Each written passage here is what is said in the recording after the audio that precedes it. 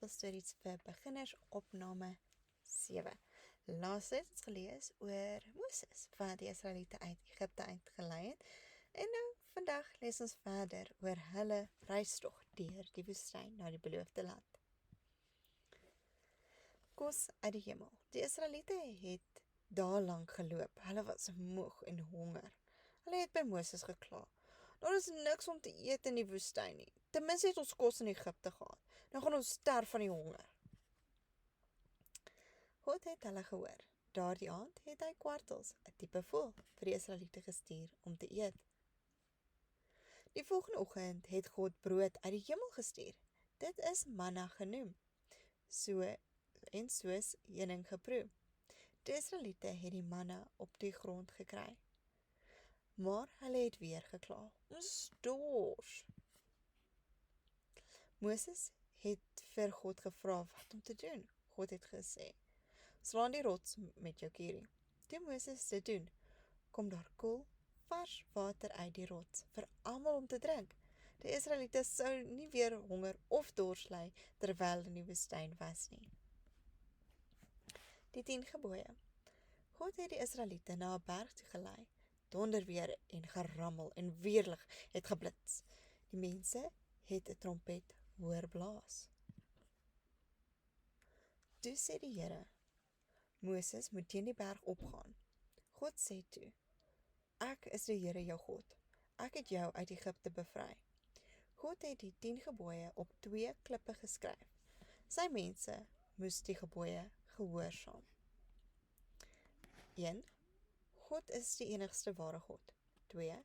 Moenie afgode maak nie. 3. Moenie die Here se naam misbruik nie. 4. Rus op die Sabbatdag. Hou dit heilig.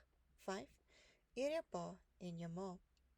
6. Moenie moord pleeg nie. 7. Mans en vrouens mag nie egbreek pleeg nie. 8. Moenie steel nie. 9. Moenie jok nie. 10. Moet nooit iemand anders se besittings begeer nie. Die Israeliete het 'n plek nodig gehad om God te aanbid. God het vir hulle presies gewys hoe om 'n spesiale tent te maak. Dit is 'n tabernakel genoem. God het 'n wolk bokant die tent laat hang. Wanneer die wolk beweeg het, het die Israeliete die wolk gevolg. 12 spioene.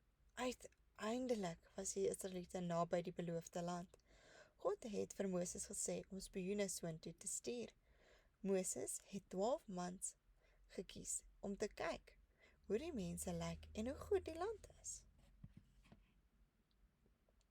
Die spioene het teruggekom en gesê, die land is baie mooi en daar is baie kos, maar die mense is groot en sterk. Joshua en Caleb het gesê, maar moenie bekommerd wees nie. God het die land aan ons beloof. Hy sal dit vir ons gee. Die ander Israeliete het nie met Joshua en Caleb saamgestem nie. Toe sê God vir Moses, die mense vertrou my nie. Nie genoeg nie. Hulle mag nie die beloofde land binnegaan nie. Vir die volgende 40 jaar het God se mense in die woestyn geswerf. En dis die einde.